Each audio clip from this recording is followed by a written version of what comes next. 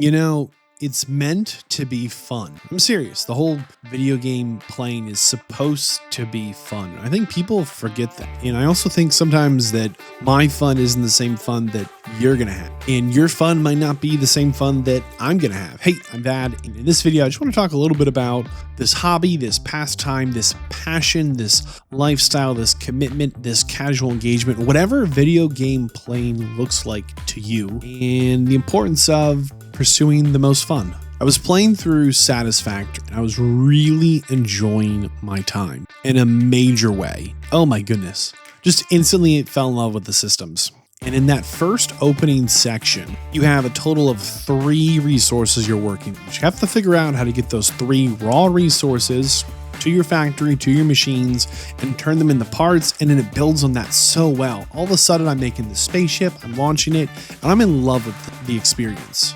The next section of Satisfactory, it goes from you have 3 raw resources to process and mix and figure it out, and it jumps to 9.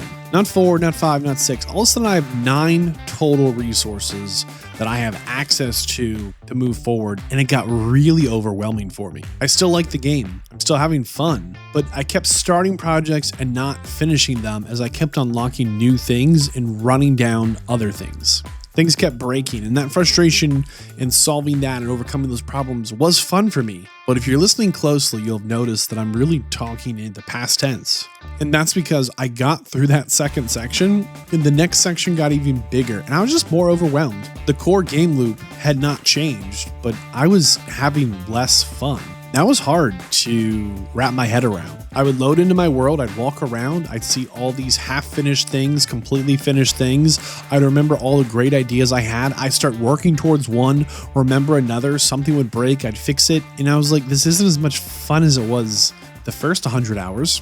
Because yes, I spent more than 100 hours in Satisfactory in one single world, running around like a crazy person, having fun. But I got to that next phase of the main story progression, and it just kind of fell off for me. I wasn't nearly as interested in trying to solve a more complex problem. I'd had the fun I needed to have. Will I come back to it later? Maybe. Will I play more of it today? I don't know.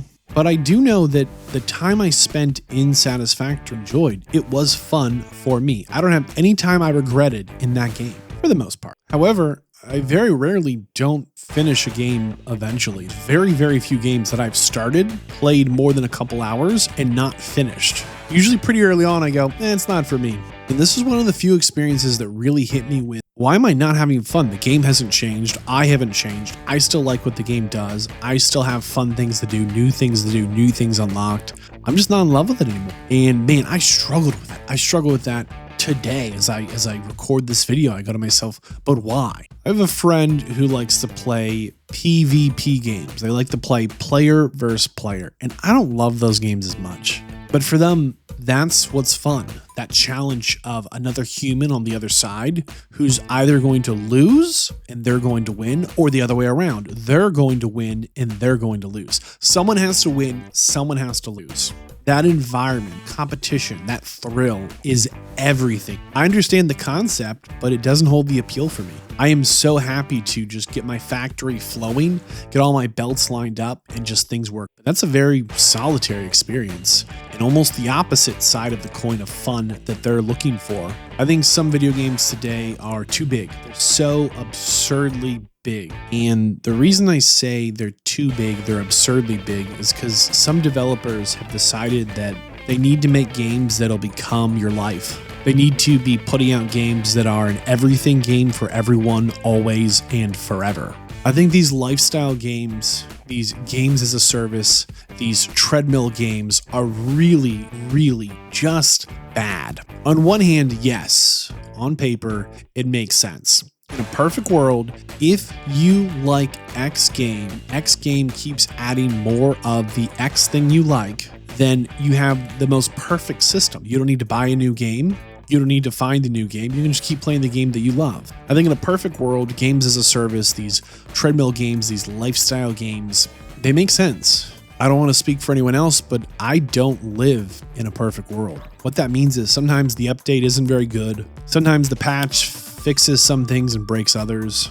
Sometimes that DLC expansion that's coming, I'm not really interested in. Sometimes the cosmetics are too oppressive and I got it. You're trying to justify keeping the lights on. I'm not against paying people a good wage because there's no guarantee that I will play your game and have fun. There's no guarantee that you or my friend or anyone else is going to play your game and have fun. And there's something really special about this world of video games that two complete different people can pick up two complete different games in the same hobby, in the same passion, and find complete different experiences and love every second. I truly believe that video games are meant to be fun, and it's your job as a player to find the fun. I don't know what that looks like for you.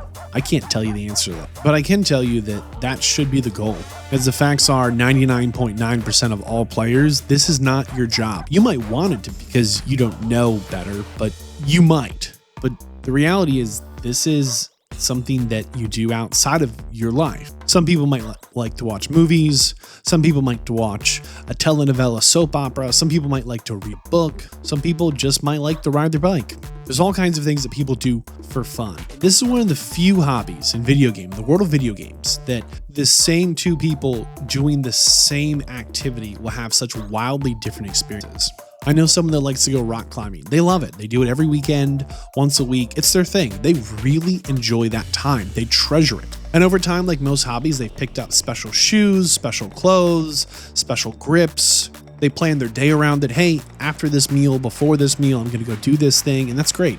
Video games are kind of the same way. Your controller or your keyboard and mouse, you have your headset, you have your monitor. There's just things that you get set up to go with your hobby. Everyone does.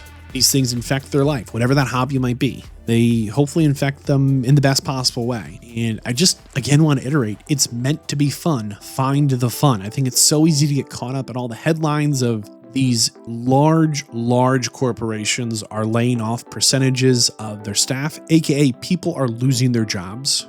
It's so easy to get caught up in the headlines of this new game came out and it sucks. This indie game came out. Look at all these players. I think there's so many clickable, inflammatory, loud headlines. And man, I just don't even see them. All I'm thinking about when I'm looking at a game's trailer isn't what is the graphics card they use? Is this made by real people or AI? My first and only thought is, will I have fun in that world? When I see a game's trailer, the first question in my head, no matter what the trailer is, what the game is, will I have fun in that world? Will I have fun? Because it's my hobby. It's my time. There's no guarantee I'm going to spend my dollar on your game. There's no promise I'm going to pick up your game and finish it. But when I see your marketing, promotional material, the other videos out there on your game, the only question I have is, will I have fun?